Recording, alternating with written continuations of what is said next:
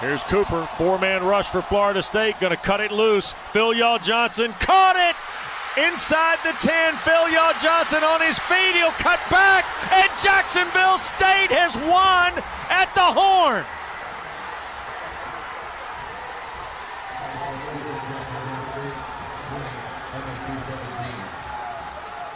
On the final play of the game, Zarek Cooper throws to Phil Johnson, and the Gamecocks have upset the Seminoles.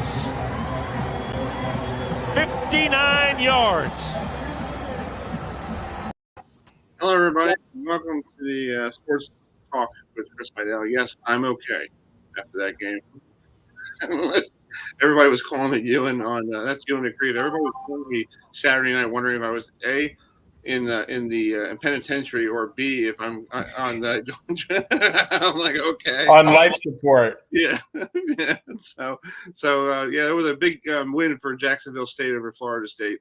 So so we'll talk more about that later in the show. We do have a big show today because it's a big week of college football. We're going to kick off with Penn State and Auburn.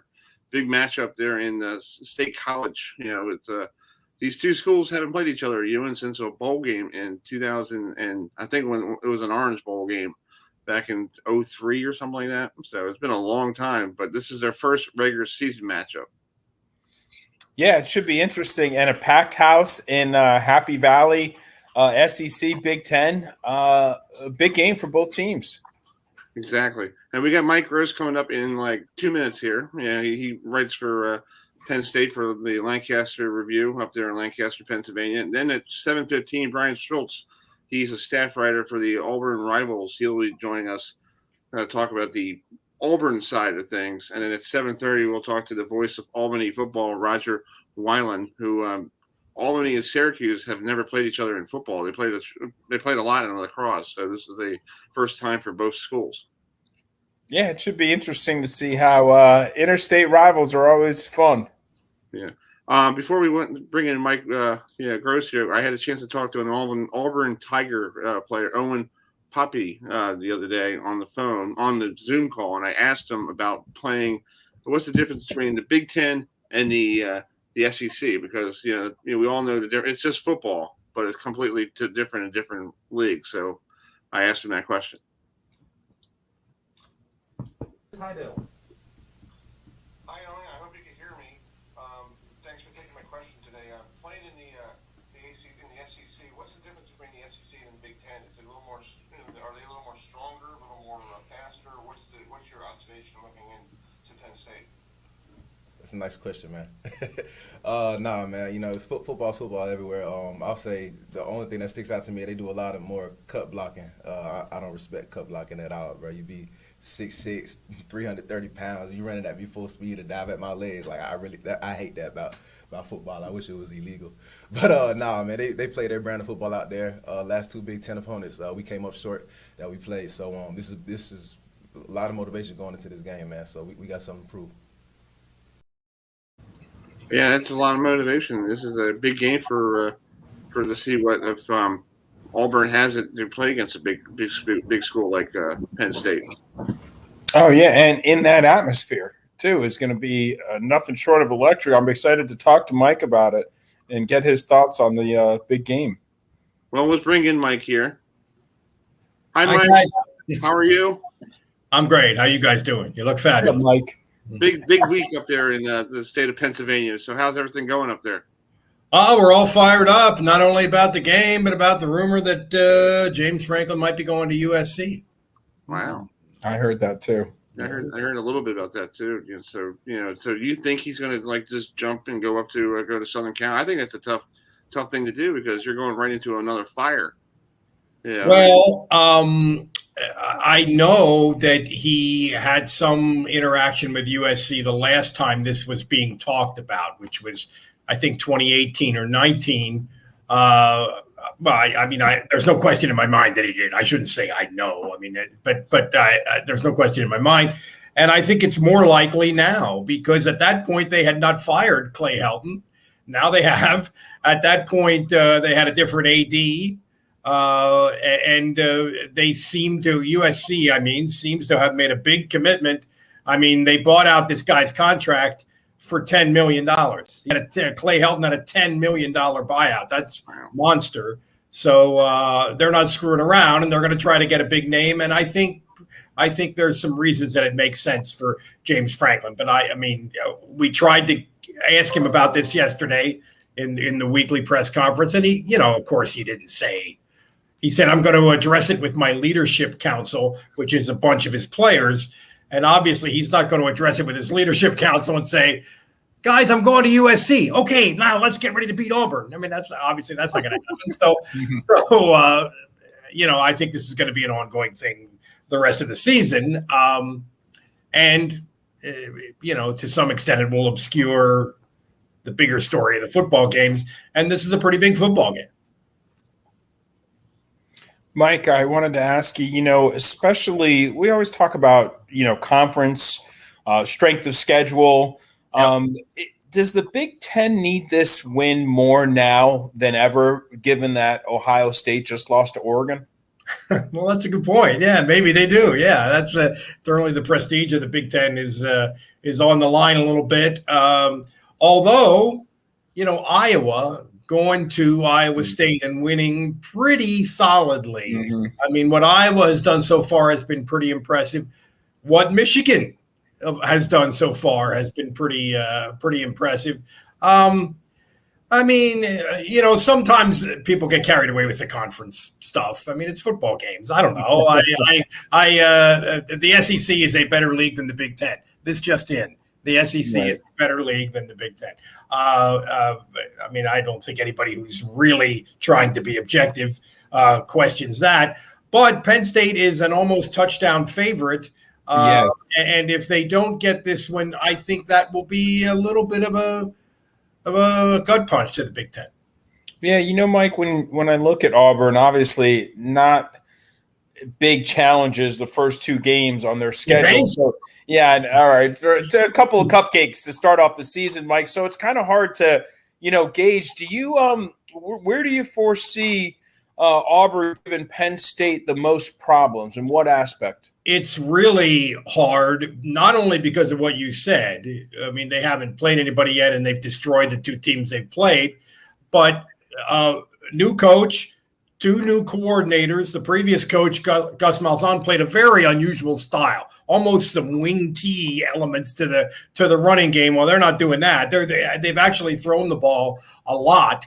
And Bo Nix, their quarterback, who's been around a while, started as a true freshman. Actually, his dad was Auburn's quarterback the last time they played Penn State in the regular season. Wow. There's a fun fact for you. Oh, love it, Mike. But anyway, Bo Nix has been very good so far, 75% completions for 10 yards per attempt. And they have a running back who's averaging 15 yards per carry. But again, I don't know what you make of that. I think it's a hard game for James Franklin and his staff to prepare for. But it's also true that Auburn is going to be stepping into something a little different, not only in terms of atmosphere, but in terms of opposition than they've seen in the first 2 weeks. Yeah, Mike, we're here with Mike Gross, who writes for the Penn State football for Lancaster Online up there. Beautiful Lancaster, Pennsylvania. It's fabulous. It's beautiful. It's beautiful up there this time of year, except for today it was hot and humid. I was like, ugh. Today it was hot, yeah. Yeah. But I feel like with this distraction what James Franklin just brought in with this USC thing, is the team focused on, the task at hand, or that, in one of these days, Coach Franklin will be, see ya. I'm out the couch. Well, Franklin is fanatical about, we just got to be 1-0 this week. He's almost crazy about stay focused on the task and all that. I don't know what he's going to tell his players, because they're reading the media stuff. They know what this rumor is, and maybe he's telling them, I'm not going anywhere. Maybe, I don't know. That would certainly be the nice thing in terms of motivation to play Auburn and to play the rest of the season. That would be the ideal thing to tell them. But I don't know if that's true. I think Penn State shows up and plays hard this week. I mean, this is this whiteout game. They always go bananas over that. And in Happy Valley, it is going to be a fun place to be. It's going to be a heck of an atmosphere. And I think they'll be ready to play. Yeah, and the cheapest ticket for the game is $205 on StubHub. That's $205 more than it's going to cost me to get in. Yeah, how about that? I was doing some research on it. I was like, wow, 205. I'm like, wait a minute. I know this is the first regular season matchup, but if it wasn't a whiteout game, would it be cheaper or would it be still the same price? This whiteout thing has kind of become a brand name. I think that, as silly as it sounds, that might boost it up a little bit. I mean, if it's a whiteout game and it's Ohio State, no, that doesn't make any difference. If it's a whiteout game in Michigan, that doesn't make any difference. But whiteout mid-September and it's Auburn, maybe. James Franklin said the other day that the whiteout is should be a bucket list thing for any sports fan. Well, okay, maybe people are thinking about it that way a little bit. I don't know. Hey, Mike, how would you assess? Sorry, Herbie. How would you assess? Penn State's offense the first couple of weeks, and what are the areas they need to improve on? Hey, we can say all we want about Auburn. They're an SEC defense. They turn out NFL talent every year. Yeah, no question. First half of the Wisconsin game, their offense could not have been worse. It was an absolute disaster. They couldn't run the ball at all. They had 1 first down and 2 yards rushing in the first half.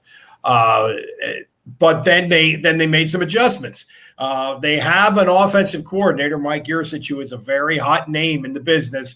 He's a creative guy. And I thought the first 2 drives in particular of Saturday's game with Ball State, I thought you got a taste of what their offense could be. Really mixed it up, not just in terms of play calling, but in terms of formations, the use of the tight end, multiple running backs at times, lining the quarterback up behind center instead of in the shotgun, those first 2 drives and also tempo. They played fast. They did a lot of good things in those first 2 drives, and then they buttoned it up and said, we're not going to show Auburn anything more than, and they pretty much just tried to run the ball and played a lot of the standard spread offense, like 11 personnel stuff. That was the whole rest of the game. So I was encouraged by that. I was encouraged by some of the players saying after the game, well, you know what? You ain't seen nothing yet. There's a lot more that this dude has that he hasn't shown yet. And we'll certainly see more of it on Saturday. Hey, it's college game day. It's a big day up there in State College. It's like basically the epic center of college football because there's a lot of other good games going on, but that was the big one. Like down here where I am, you got North Dakota State coming down to Towson to play Towson for the first time. That's a very interesting road trip for North Dakota State to come. Wow. Yeah, I didn't think you were going to bring that up. I'm kind of flabbergasted. That makes 2 of us, Mike. I'm like, whoa. That's out there, but okay, it's fine. It's fine. No. Hey, I was just telling you. Hey, it could be like Florida State. We're 0-2 and looking to find somebody at Wake Forest, and I saw Wake Forest wrote an email on their message board on Twitter. Throw out the record books when Jacksonville State comes to town. Oh my God. No, Mike's. That was not my Saturday last week. It was and you know what? Wake Forest is okay, I think. So this is not an automatic. The Seminoles are Seminoles have fallen and they can't get. Maybe they can get up. Yeah. But they've fallen, certainly. Right. It wasn't my Saturday. The Mets lost to the Yankees 8-7. Ewan probably would enjoy watching the Mets lose. Yeah. And then, hey, we're turning into fall baseball. Mike, can we have you on are you a baseball connoisseur? I think Herb FM is going to branch out and do a little baseball show. Herbie loves it. I'm a baseball guy. Absolutely. We can do that. We always can do that. We always look for something new. We'll talk postseason and down the road, like in 2 weeks or so, see what do you think about who's going to be there. I hear you. Yeah, I hear you. Yeah, I can do that. I can absolutely do it. I'm not prepared to do it now, but Right. I'll be prepared if you need me. Exactly. I'm here if you need me, fellas. We will. Mike, thanks for coming on. Enjoy your week, and I hope to see you Saturday night. I hope so. Okay. Well, I'll be there unless something crazy happens. Yeah, with me, I don't know what my schedule is, but I do have a pass and a parking pass, so I'll do the best I can to get there. Oh, well, okay. Then you're ahead of the game, believe me. Yes, I am. Nice. I got ahead of the game. All right, Mike, thanks. Thanks, guys. See ya. Be good. That's Mike Gross. Good conversation with Mike. Yeah, we'll do a baseball show. Maybe one before the playoffs start, Herbie. That was fun, but I'm just telling you, my Saturday night was the Mets lose 8-7. I turned it over to the ACC network. It was like, all right, Florida State's up by 3 with 6 seconds to go, and I'm like, all right, we got the game. And then all of a sudden, like, they throw it downfield, and there was no safety in the area. And Nicole goes, "Are you okay? Just turn the TV off, please." Yeah. Yeah. Yeah, I went to bed. So anyway, We could do a whole show just on that meltdown. oh my God. And then I got phone calls the next day where my brother goes, "Are you okay? Do you need help?" I'm like, "What?" Yeah. I'm like, "Go away." So anyway, let's bring in Brian Schultz here. For Auburn rivals. Hey, Brian, how you doing? I'm doing great. How about yourself? Not bad. Where are you? In a nice park? Looks like a very nice setting. I am outside of a cafe and just sitting here. Oh, what kind of food you got? What kind of food? I haven't eaten yet, so okay. I'm still thinking. Yeah, he can't eat until he's got a couple of cold ones in him first, Herbie. He's our guy. Herbie. Yeah. Well, A nice cafe. You probably heard Mike Gross on the other side talk about Penn State. What's the mood like down there in Auburn getting ready for this road trip to State College? Yeah, I think it's pretty positive so far, but we don't really know. They played 2 pretty bad teams and at home, and we really don't know until they get under the lights and that front of that whiteout on Saturday night and how the offensive line and especially Bo Nix plays, and then we'll know what type of team it is. Yeah, Brian, in your opinion, because so many people have different opinions, normally my mindset is, hey, the 2 cupcakes, you can, crush them and then, preserve injuries. You get playing time for underclassmen. You develop that depth. But at the same time, this is so clearly a step up in class. What's your perspective? Oh, I think it's absolutely a step up in class, but I think they needed it, especially with the new coach, new system. On both offense and defense. They have a lot of experience, but the offensive line was kind of a question mark coming in. They played pretty good so far. They kind of struggled in the first half against Alabama State, which was kind of concerning, but they put it together with a good second half. And so I think it was good that they didn't start with maybe an Oregon or Washington like they did in 2018 and 2019 this year. I think it was better that they started with, a couple of cupcakes that could get them ready for a big game against Penn State, and because the early loss could be devastating for both, the fan base opinion of Harsin because he's an outsider and everyone, is trying to form their opinion on him, and I think it's good that he got those couple wins and under their belts and see what they can do on Saturday. Speaking of opinions, Brian, Bo Nix seems like he's been around forever. He's only a junior. Yeah, I know.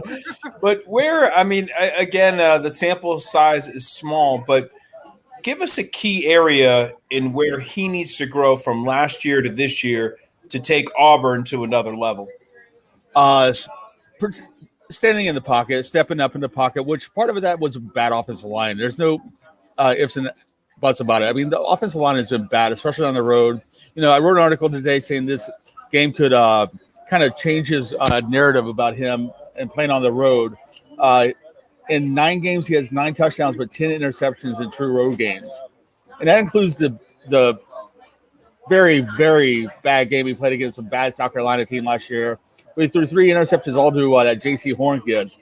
And that kind of, I guess that kind of still the Malzahn era at Auburn. But I think stepping up in the pocket, trusting himself, and trusting his offensive line is probably the most important part of,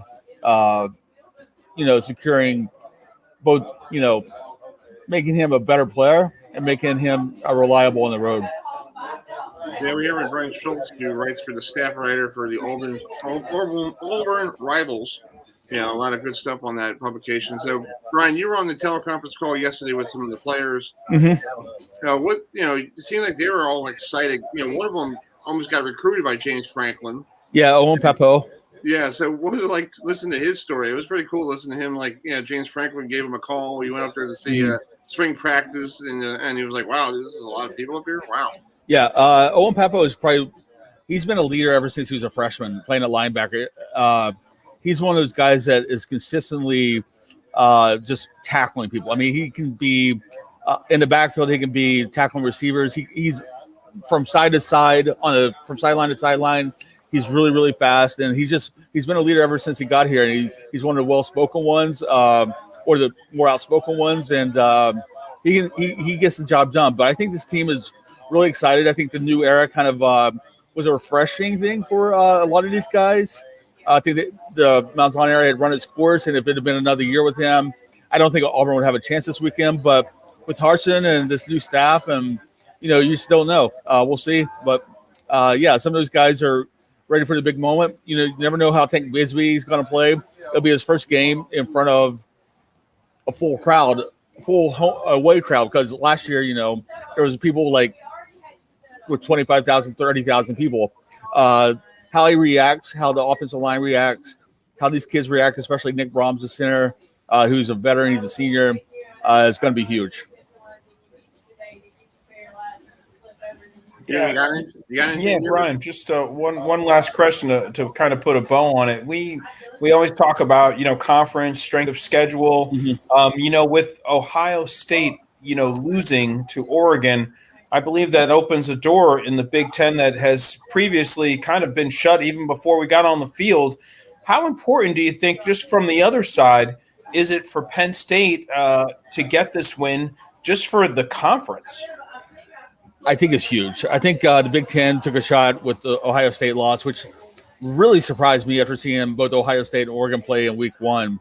That Ohio State defense is not good, I guess. But I think it's big for Penn State, especially with the SEC team visiting their home. I think their last time it was Alabama, and Alabama just pretty much dominated them like they do everyone else a couple of years ago. But I think the Penn State fans, especially considering they're going to throw the white out for it, they're ready. College game day's there. 7:30 national televised game. They want to prove that they're back after a bad season last year. And Auburn being ranked is going to help that even more. And I think it's going to be a good game. I think Penn State's going to win. I will say that. I think the home field advantage will come into play a little bit. But I wouldn't be surprised if Auburn pulls off the upset a little bit. So we'll see. It'll be a good game. It's why you watch college football. You don't really watch it for Auburn versus Akron. You watch it for big games like this, and it'll be fun. And I'm looking forward to it. Yeah, you don't watch Florida State take on Jacksonville State and have your brother call you the next day and tell you how bad your team is, but they almost lost, and your brother's a Miami Hurricane fan, and they almost lost to Appalachian State. So Auburn almost lost to Jacksonville State in 2015. Yeah, wow. The game went to overtime. Oh, yeah. Wow. This one was like 6 seconds left, and I'm like, yeah, I'm going to go to bed now. Well, Brian, have a safe trip to State College. I hope to see you this weekend, and enjoy the food. What are you going to get on the menu? That's the question right now. I am going to go next door and get probably the chicken provençal, or I still can't pronounce it. But I point at the menu like I'm in a foreign country. Hey, have a cold one for us, all right, buddy? I will. I'll have a couple for you. Nice. All right, Brian. Thanks for coming on. Thanks, guys. Safe travel. Absolutely. Bye. I see you. That's pretty cool, Brian. We always have people go to the restaurants. I know. We got to start going to a restaurant. We got to do a show from a sports program. Yeah, if you're a restaurant in this area or Tampa or whatever, please, we would like to come and eat your food. Yes. We're not going to pay for it. You're going to cover it. That's the thing. Okay. Hey, Herbie, you know what? Mike brought up the point spread. Penn State's a 6-point favorite, and I found out that Auburn is 1-5 against the spread in the last 6 games against the Big Ten. So that's working, for Penn State. But I got to tell you, I love the experience of Bo Nix. He's not going to be overwhelmed by the atmosphere, Herbie. No, he plays in the Iron Bowl every year. You know, Right, exactly. Yeah, that's like the Super Bowl in Alabama. You know, like you're used to 100,000 people and everybody streaming your calling your mother this name and that name, and I don't think you could do that anymore in stadiums. Because this year I went to the Oriole game, you went for the Met game, and they have if we catch you with bad language, we'll kick you out. I'm like, oh, really? Yeah, I'm like, what? That's like, so you can't just drop the F-bomb on the guy? I'm like, this is not. Yeah, like half the stadium would be, after a blown call, would have to be emptied. At least half. Everybody at MetLife would be, see you, I'm out of here. Have a good day. Yeah. Hey, speaking of the Mets, I'm sorry, Herbie, go ahead. If you're wondering, our good friend George is going to be joining us a little bit later. Yeah, he's two-timing us right now. Because that's great. I appreciated that he could step in last week, Yeah.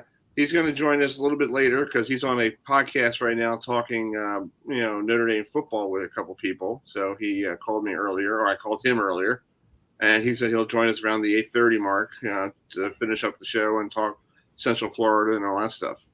Oh, great. That sounds awesome. Yeah. So he was like, I said, oh, you're two-timing us, huh?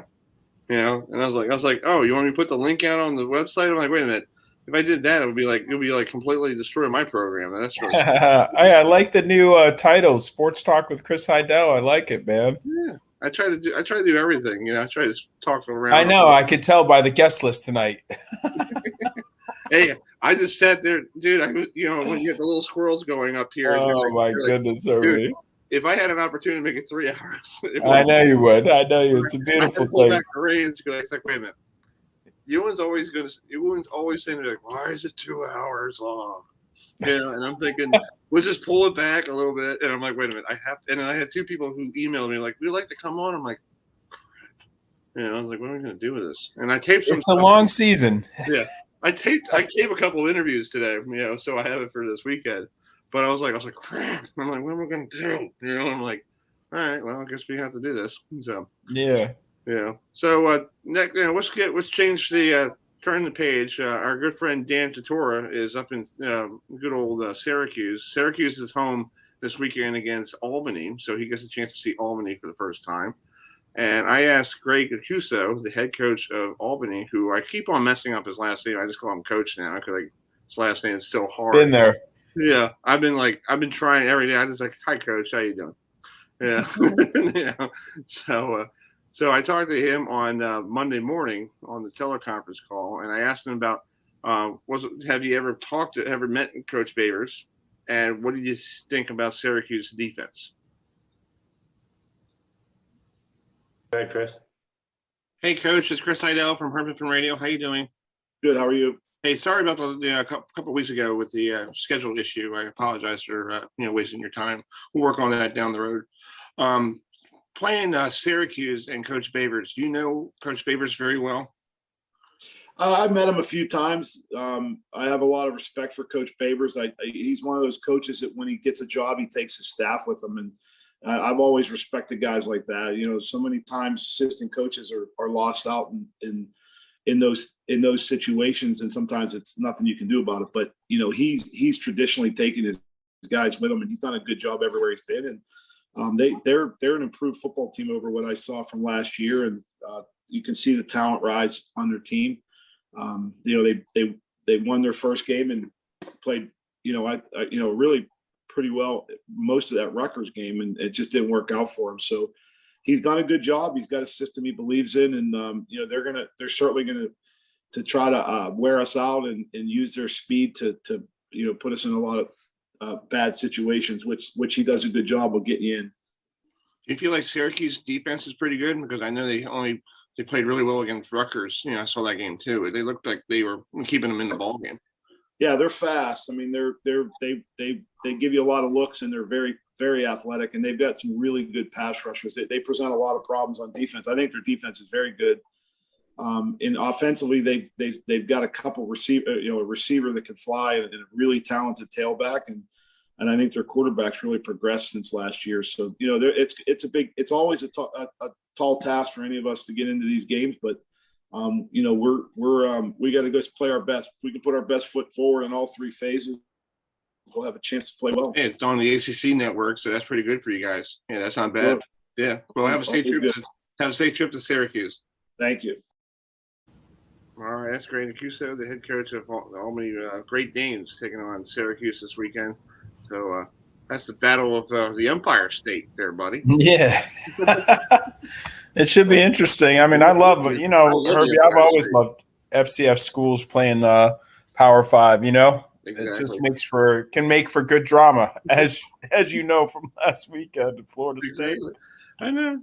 It's okay. Hey, I knew this was going to bring it out this week because I was going to have Herbie, I noticed you didn't allocate any time about talking about that. You're killing me, man. I mean, how do we not talk about that game? Call me on Sunday going, dude, are you okay? You all right, man? Anyway, let's bring in the voice of the Great Danes, Roger Weiland, with us. Hi, Roger. What's happening? How's everybody doing? Doing good. How's life up in the upstate New York, in Albany?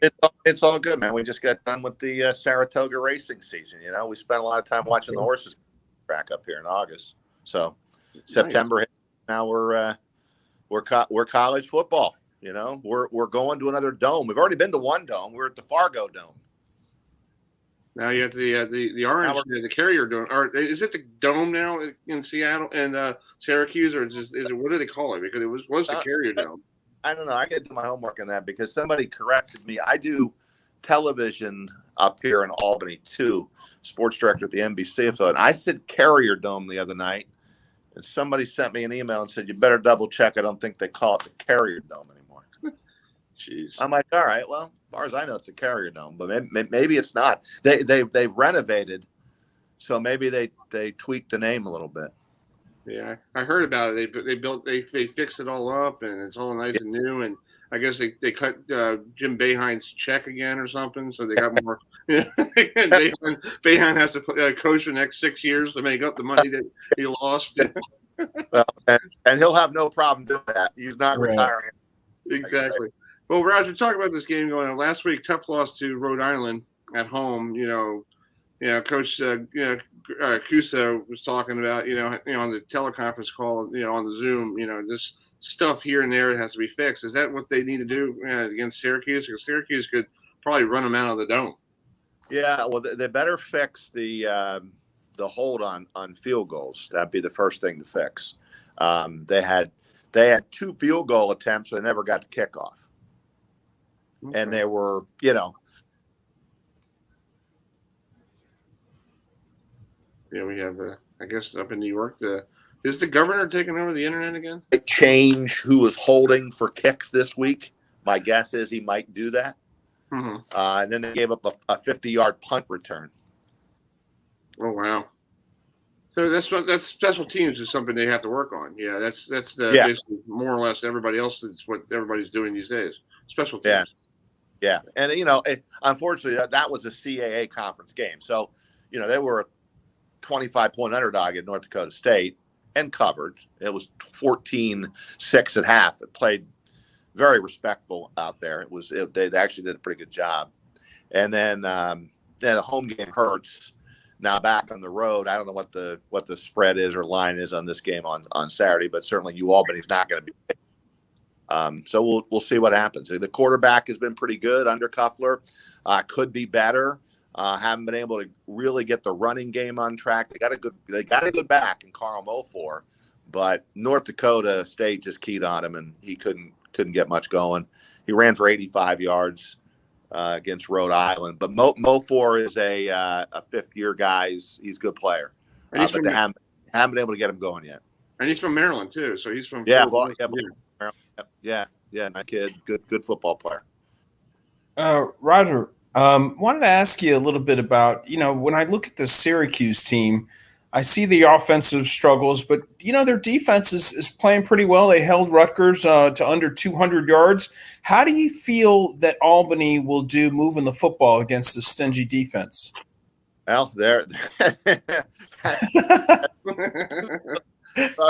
and Joe Davis, the offensive coordinator, I have a funny feeling he spent the better part of the week trying to figure it out because the strength of Albany is their defense. Albany's defense is pretty good. Their defensive line is legit. This kid Jared Verse, defensive end, is a very good player. And they have a few others. Walker, Foster, D-line's good. The problem has been really moving the football and scoring points. And so, yes, a good question. I mean, I haven't been able to run the ball. I would think maybe some short passes might work. The tight ends are good. Maybe some short passes over the middle on the side, some tight ends to get some yardage and get moving a little bit. They do have some decent wide receivers. A couple young guys. Mike Gray's really good. He's a freshman, and then they have the other kid, Roy Alexander. I've been very impressed with, and he's another freshman, number 11 in the slot. But they have not really been able to sustain offense like they need to, or they're going to be able to, as you said, against the Syracuse defense is going to be pretty good and quick. Physicality won't be a problem. Albany's a physical team. I mean, North Dakota's big. They are huge, North Dakota State. And physically, Albany hung in there just fine. So I don't worry about that. I'd worry about the speed of Syracuse on defense. You know what? Physically, Roger, I mean, we talk and we've covered the ACC for a number of years. And I remember talking to Coach Babers about their offensive line struggles last year. I mean, I think there was only 3 teams worse, giving up more sacks. Does Albany have the players to exploit that weakness? Yeah, they absolutely do. There's no question that, I'm looking at their lineup right. It goes Verse, Foster, Walker, Lang. They're all good up front. Linebackers are good with Missler. This Bobby Ambush, even though he's listed as Jackson Ambush, you call him Bobby. And Danny D'Amico are all very good in the secondary. He's got some experience too with Tyler Carswell as a Pittsburgh, Pennsylvania guy and a senior. I do think that the defensive line of Albany can cause problems for the Syracuse offensive line. Yes. Wow. And just to kind of put a bow on it, give us a little bit of a prediction and a key to the game from the Albany side, whether it be a turnover or some special teams, which you guys talked about at the outset. Give us a key to a game and a prediction. So, boy, I can't really I can't pick against you, Albany. I can't do that. That would be sacrilege, right? Does Greg Gattuso listen to this broadcast? Is he listening right now? Right not. I'll him tomorrow. I would say Mofor's got to get some yards here, and they've got to figure out a way to get him going, break off a big one. He's capable. Has not done it yet this year. Of course, only been 2 games, but they've not been able to break one off with Mofor, and they normally are able to do that. So maybe that happens. That gets the offense going, gets the passing game going a little bit. I would think I will say this. Whatever the spread is going to be double digits, right? I mean, it was 25 points at North Dakota State, so we in that range. I would predict that Albany will cover the spread, whatever it happens to be, and I think they will have a chance to make this very interesting in the fourth quarter. That's my prediction. That sounds like a good prediction. And Roger, these 2 teams, these 2 schools play a lot in lacrosse, so this is the first time they ever played each other in football. Why did it take a long time for them to figure out? We have a football team here in Albany. Would you like us to come? Yeah, I'm certainly glad they did. It's going to be a fun trip. Although I must say, I don't know if you guys heard this week, but Greg does not want this to be a Super Bowl game for Albany. Tell Coach Babers that this is not considered a Super Bowl game for Albany. Babers was making a comment this week about how FCS schools, when they play an FBS school, it's like a Super Bowl game to that team. That's like their Super Bowl. Greg said it's not the Super Bowl game for Albany. Hey, by the way, it's a 27-point spread. There you go. All right, I got it. They're covering the 27, boys. How about that?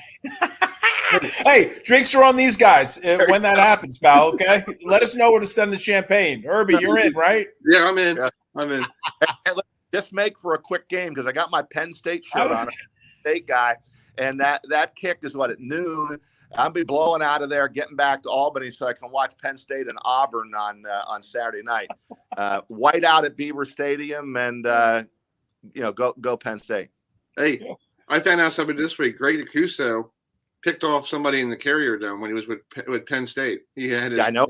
Yeah, and I heard that on the telecom. I was like, wow. And he goes, I don't think I'm picking off any interceptions this week, but I did have one back in the I'm like, he played at Penn State. He was on Paterno's first national championship team in 1982. They beat Georgia in the Superdome in New Orleans. I actually covered that game. I was working. It was weird because when Gattuso got the job, I looked at his resume and I'm like, wait a minute. You played for Paterno at Penn State. I worked in Altoona, Pennsylvania, covered Penn State. Wait a minute. I covered your senior year when you were a defensive lineman at Penn State. So we kind of hit it off pretty good right now. Oh, that's cool. That's awesome. Yeah. That is cool. Nice. Well, Roger, have a great rest of I hope your they week. compete. Go ahead. Compete. I don't want to blow. I don't want to 27. I hope it's a good game. I hope so too. I hope it's a good ratings for ESPN because they're doing pretty good with ratings right now. So they want a good game. They don't want a blowout and you have to turn it like a couple of years ago with Washington and Miami when Miami was up like 62-0 back in 2002 and they turned it to some whatever game afterwards at halftime. So I'm like, okay. They want a good game. That's what I feel like ESPN wants, a good game on Saturday. I know you guys were talking about Jackson. Was it Jacksonville? Was it Jackson State, right? Yeah, Jacksonville State. Yeah, beating Jackson State knocking off Florida State in the last play. So, yeah, anything possible, I suppose. Yeah, anything possible. We know. Well, Roger, have a great rest of your week. Enjoy your trip to Syracuse and get home quickly to watch that game. I will. That's hilarious. Thank you, Roger. All right, I'll see you guys. All right, see you. Bye-bye. Bye. Is that hilarious? He's like, I'm blowing out of there. I gotta beat the traffic no matter what's happening. You see he's got priorities. I want to tune into the post-game show on the radio and see how fast his post-game show is. Here's a recap. See you, y'all. Be gone. Be gone. Be gone. Good stuff. Hey, interesting though, Herbie. You said that Albany's defensive line could cause problems. We know Danny DeVito tends to look down at that rush, especially after a sack or a big hit. So it'll be good. It'll be interesting to see. Maybe I'll take the points. Hey, and folks, if you want to get if you really are Syracuse fans, you want to go and talk to our friend Dan DeTora on Wake Up DT. He covers all the Syracuse stuff, and he does a show after the Syracuse games. So, if you want to chime in and say something to him, you'll enjoy it.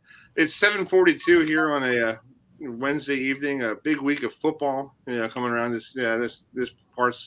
This is like the last of the weekends of like non-conference schedules, and then everybody will get in the conference play week 5, and then after that it's like completely like no more cupcake games or no more except for if you're Alabama, you face somebody like before Auburn. Yeah, I know. I know, Herbie, but I can't wait for conference play. But it is really intriguing, Herbie. I mean, I love out of conference. We talk about the strength of schedule out of conference, and it just makes for some good storylines. Yeah, exactly. And you get different upsets, and you get people who are, like me, that people wanted to call and see if I was okay for the rest of the week, and it's like, I mean, Herbie, Florida State. I don't know. It's so tough. I mean, I don't know how much worse it can get. Yeah, and if there was wood around me, I'd knock on wood. But the program, just a heartbreaker, Herbie. I mean, I don't know how else to put it.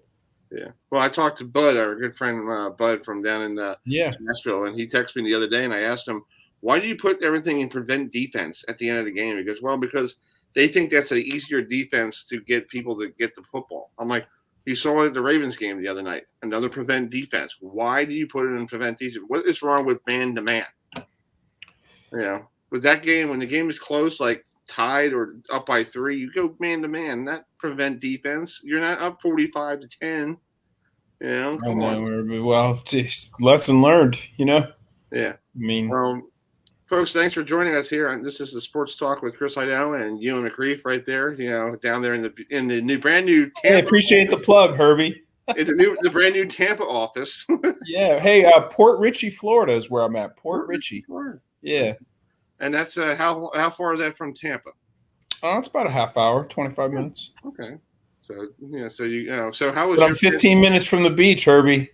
Nice. How was your fantasy football last week? Did you play? I did. You know what? I won. I won, but I had Aaron Rodgers, and I still won. He only had 1.5 points, Herbie. Thank goodness Amari Cooper, balled out for me. Yeah. So how did you do in your league? I lost by 3 points. Oh, it's hard because Lamar Jackson decided to cough up the football in overtime again. And I had Lamar Jackson as my quarterback, but I was down 25, so I made a good comeback. Yeah, it's tough, Herbie, because those fumbles, you get minus points, right, Herbie? Yeah, -2. So it went from I was down by 3, I lost by 5. I'm like, So then the game goes into overtime. You're thinking I'm golden. Yeah, I'm like, I get a chance to win now. Yes. I see my percentage go up to like 65% chance of winning. Oh, nice. I know. I look at those percentages too. Yeah. Well, let's bring in Robin Hook, who's the voice of Western Michigan. Western Michigan is making their first ever trip to the Steel City. Hopefully, the Steelers can knock off the Raiders after this past week with the that thrilling Monday Night Football game there, Robin. How's everything there in Western Michigan? We're good, ready to go. Excited about an opportunity to play an ACC team. One MAC team's already defeated an ACC team. Northern Illinois defeated Georgia Tech, which was a bit surprising. But we'll see what happens on Saturday. Pitt's a great football team. They're blowing people out. They won both of their games so far. They beat UMass 51-7, and they beat Tennessee last week 41-34. So they got a quarterback, Kenny Pickett. He's the real deal. And Coach Lester, who's a quarterback aficionado, says he's an NFL talent at 6'3", 220. So the Broncos will have their hands full. And I just doing some homework on Pitt. He's 57 yards away from surpassing Dan Marino's passing yardage at Pitt. So, guy's legit. I think he'll get that 57 yards. I think he'll get that first quarter. So. Probably did it. I'm guessing he gets it. Yeah. Anyway, go ahead, Ewan. Sorry for it. No worries. Robin, there's not only is he, a veteran behind center, but as you said, there's probably nothing he hasn't seen. And he's looking to make the step to the next level. That being said, the Pitt offense is just clicking, almost 500 yards per game, 46 points per game. How does that Western Michigan defense stack up against the Pitt offense? Well, we're going to find out. I'm not sure. Loaded question, Robin, right? That is loaded, baby. Broncos gave up 47 points to Michigan. Now, Michigan's a lot better than people thought. A lot better than people thought. They can really run the football, but Pitt can run it. But, man, with Pickett, they're throwing for almost 340 yards a game. Now, they played UMass. I don't know. I'm pretty sure New Albany. Everybody throws for. Yeah. Everybody. Yeah. But, the Broncos are better on defense than they've been. Defense has been their bugaboo the last couple of years. At the end of the season, they couldn't get teams stopped, and they should have both 2019 and 2020 played in the MAC championship game because they were better than the team they lost to in the last game of the season and just didn't get it done. So they have that to go forward with and want to get it done this year and play for the MAC championship in December in Detroit. Robin, much has been, made about conference realignment, stuff, and the avalanche continues and the pieces continue to fall. We cannot say enough about, what we don't know. But having said that, this is a program, Western Michigan had some pretty good years, had some draft players, some NFL, talent. What direction is this program heading in? I think it's going the right way with Tim Lester. PJ was here, and we all know what PJ is all about. When we hired him at Western Michigan, I was part of that process, and we wanted something different, and we got something different in PJ. And then we proceeded to go 1-11 with the one win over UMass, and we should have lost that one because they had a wide open guy on a 2-point play for the win, and it airmailed it into the end zone or into the into the stands. So otherwise, we would have lost that one. But then the next year came out, won 8 games, went to a bowl game and lost. The next year, won 8 games again and won a bowl game, the first ever bowl victory for Western Michigan. And then we all know what happened the following year. 13-0, hosted game day in Kalamazoo, went to the Cotton Bowl and played Wisconsin to their knees through 4 quarters. So Tim came out, had a tough act to follow, no doubt about that. But he's a really offensive-minded coach. He's very experienced. He's been at Syracuse. He's been at Purdue. He's been at Western Michigan in the past. Really good offensive mind. He's been spending most of his time this year with the defense, trying to help them out over there, and it shows. I mean, last week, they played Illinois State. They're an FCS team, but they play in that same league with North Dakota State. That's some good football at the FCS level. And Illinois State got 57 yards on Western Michigan. I don't care who you're playing. 57 yards is not very much in a 4-quarter football game. And so hopefully that carries over this week. Now, they're not going to hold Pitt to 57 yards, but if they can hold them in 20s, maybe low 30s, the Broncos can score points. So we'll see. Yeah, Robin, just talk about that. Talk about their offense. And, honestly, we have, once in a while, some friends of ours, Herbie, like to throw a little wager on a game or two, and I noticed that it was about a 16-point underdog are the Broncos. Your thoughts, Robin? How can they pull the upset? It's fallen. It's at 15. I just checked. Oh, it is. I think it was 17 earlier in the week, so it's coming down.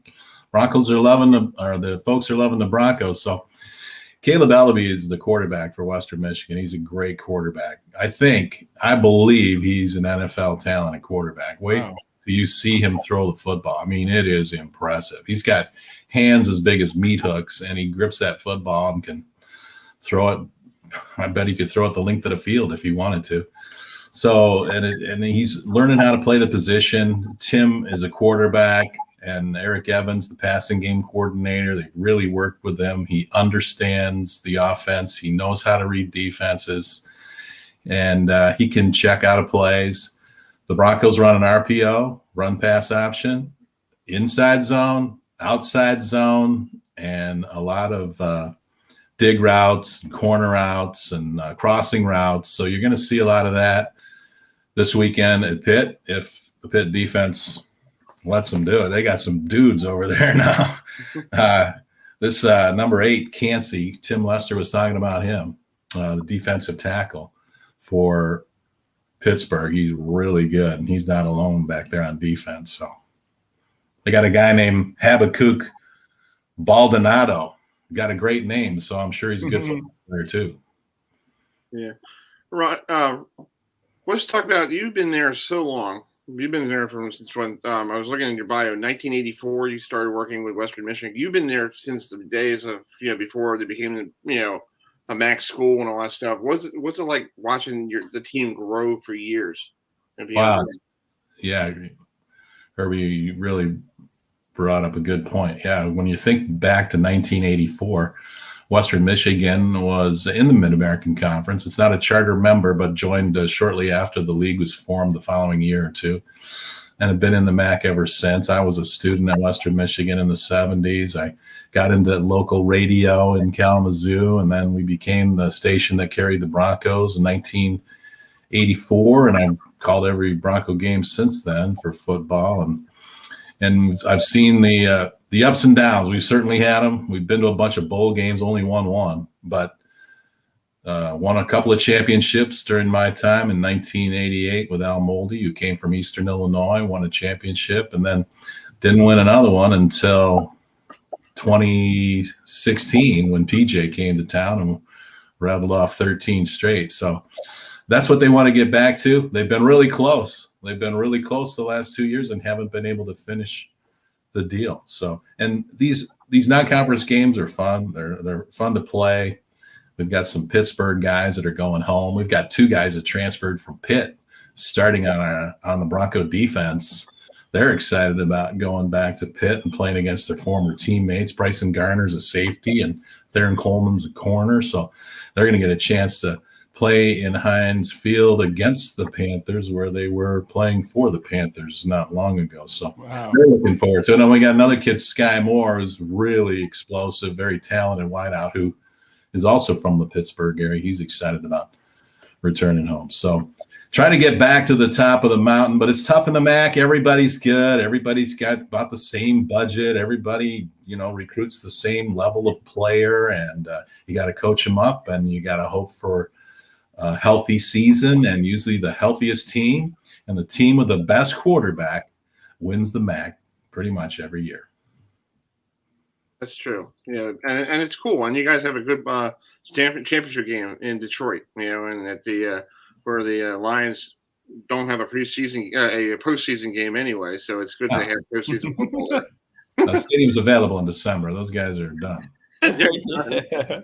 I was watching the Sunday Night Football, and Matthew Stafford's out in L.A. now, and they're making it sound like he just left like the worst city in the world, and he's like, no, I love Detroit. It was great, but I had to go.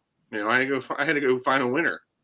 I'm from the Detroit area, and Detroit gets a bad rap. They're really coming back. That city is really coming back. I'm proud of the leadership over there, and it was really coming along until COVID hit, and then everything shut down. But I think you're going to see that really restored, and they're really putting money. They built the new ice arena, and the Pistons play at that facility. You got Ford Field, you got Comerica Park, and the growth around there is really inspiring to see and to watch. So Detroit's not a bad town. It gets a bad rap, but there's some great places in the state of Michigan, and I've lived here my whole life. But I like the west side of the state.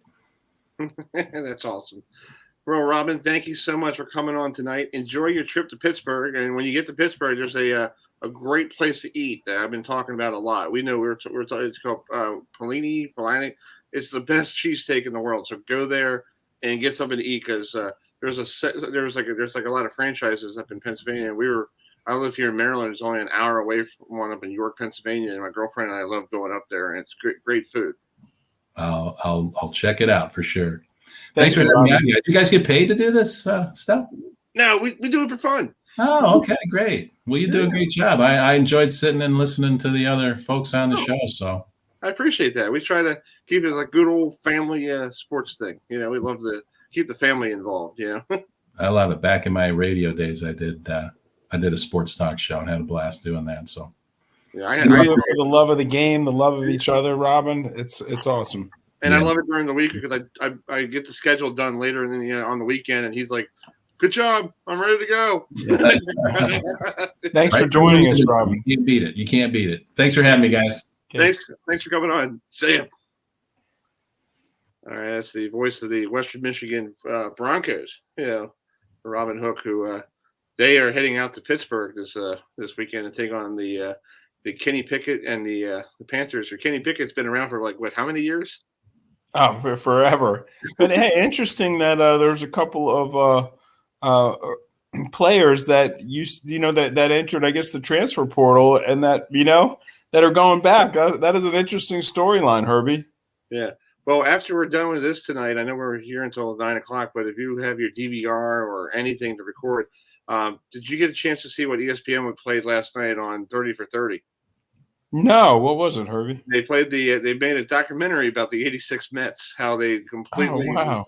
Yeah, and they're doing it's on tonight, and it was on last night. It's a 4-parter, basically, and it's basically the language. Yeah. You got to watch it on the Fire Stick because Lenny Dykstra, he just dropping every bomb in the book, man. And Nicole and I were watching it last night when I got back from the Blue Crowds game. Southern Maryland won 6-4 over Wally Backman's Long Island Ducks, and he was dropping the M word and this word, and Nicole goes, "Wow, is that bleeped?" I'm like, "No." She goes, "Oh my God!" And I'm like, "Yeah, wow, look at that language." So if you guys are a big Met fan like myself, and want to see a team that completely steamrolled through the '86 season and literally took over the state of New York, the city of New York, and put them back, told the Yankees go away for a while. That was a great team in '86. Where were you in 1986 here, Ewan? I was in Connecticut. I actually went to high school with Sarah Seaver and who's Tom Seaver's daughter, and also was coached by George Foster in baseball for the Big Red Machine. So he was a great coach. Yeah, good old George Foster, who the Mets paid him like a big contract in ~82, and he was at his end of his career, and and he enjoyed being with that bunch of hoodlums, But good old George Foster, I remember that guy. Oh yeah, he's a great guy and a great player too. So we'll see, but hey, I can't wait for our baseball show, Herbie. We've got to get something going before the playoffs. Hey, we'll work on it. I'll work. You and I put our heads together, and we'll do it. On a that sounds like a lot of fun. Yeah, we could actually tape it too, because we could tape it and put it on. So we could do it whenever we're available, and we just tape it. So that sounds awesome. Folks, it's the top of the hour here. It's Sports Talk with Chris Heidel and Ewan McCreef from he's down in his beautiful Tampa studios, just getting renovated. You love that studio. Hey, I'm in Baltimore, my studio. Like you got some kind of going on here. I'm just in the you're in your living room, and I'm in my bedroom. That's the plan. So what's coming up here at 8:00? Let's give you the schedule here. We got great to have Robin Hook on there, the voice of the Western Michigan Broncos. Coming up in a couple minutes at 8:05, we got Michael McAllister. We had him on last year. He does a lot for Syracuse for SI. And then at 8:15, John Garrett, head coach of Lafayette College. His brother, you probably know, is the offensive coordinator for the New York Football Giants. So we're going to talk to John at 8:15, and then Adam Eden, who is he has a podcast called The Sons of UFC. The Central Florida. They're playing Louisville Friday night in Louisville, the first time since 2013, and then we'll wrap it up with James Perry, the Browns head coach from Brown University. They're playing Rhode Island, so it's going to be a very great rest of the top of the hour here, and for the 8:00 hour, and then George will join us around 8:30, hopefully. So let's bring in our friend George Bashir will be joining us. Let's bring in Mike. Good evening, Mike. How are you? I'm great, guys. How are you? Not bad. Thanks for coming on. How's life up in Syracuse? It's great. No snow yet, so can't complain. Give it time, man. Give it time. It'll come. But we'll enjoy it before it does. Yeah, my mom went to school up there. There's a all-girl college back in the 60s. My mom went up there, and she goes, "Yeah, your grandfather came out to pick us up in May, and it's still snow on the ground." I'm like, snow on the ground? Every once in a while. I was like, "Wow, Mom." I was like, "That must be very interesting." She's like, "Yeah, that's why we live in the South." I'm like, "Good idea." We've actually had days where it started out cool, kind of like a fall day, and then it got colder to the point where it snowed like a winter day, and then it warmed up, so the snow turned to rain like it was spring, and then by the evening it was in the 80s and humid like summer. So we've had all 4 seasons in a single day before. It's insane, Mike. Yeah. Wow. So what's your first take of Syracuse, the first 2 games of the year? They beat Ohio out there in Ohio on their opening weekend, and then Rutgers came to town, and that was a defensive struggle pretty much. It was an ugly game of football if you like offense. But when Syracuse won week 1 at Ohio, it's tough to win on the road in college football, and especially when you're a team that's trying to fight for a bowl bid. Anytime you can pick up a road win, you feel pretty good about it. And a lot of people thought that Ohio was going to be a pretty solid MAC team this year and compete for the MAC title. So you felt pretty good about that win. Then you go into week 2, and everything you thought you accomplished in week 1 offensively in terms of establishing your rushing attack and, the quarterback looking like he was making good decisions and all of that kind of went out the window. And then Ohio goes out and loses to FCS Duquesne. So you feel like maybe that win isn't quite as good as you thought it was originally. And then, you had all of the issues that you did offensively. So there's a couple of things. One, I think the defense is really good. I think that it's as good of a defense as Dino Babers has had through the first 2 weeks. That's what it looks like. It's athletic. It's deep. They can pressure the quarterback. They can cover people. And they've got some really, really quality young linebackers as well. So you like where the defense is. But offensively, you think that the offensive line is better than the last 2 years. but they haven't. There's still something that's left to be desired, and I think a little bit of that is the quarterback rotation, that they've played 2 quarterbacks in the first 2 weeks. Some of it were game planning issues, and then they got a couple of unfortunate bounces with the whistle against Rutgers as well. Mike, I got a good friend of mine who's a Syracuse fan, and you know what? After the game last week, we talked, and he said, "You know what? What has changed in a year?"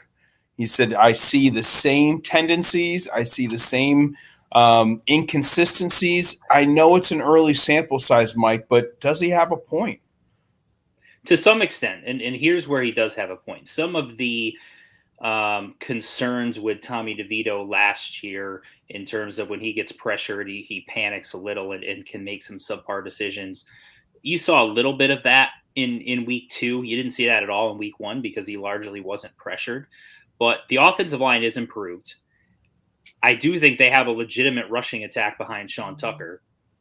But when you look at week 1, the reason I think they had as many issues as they did offensively is taking out Tommy DeVito at kind of a weird time in the second quarter, putting in Garrett Schrader for three possessions, and then taking him out and putting Tommy DeVito back in. It is very difficult as a quarterback to get into any type of a rhythm, especially when you're going against a defensive team that we know Greg Schiano likes to pressure teams, and he's a good defensive mind.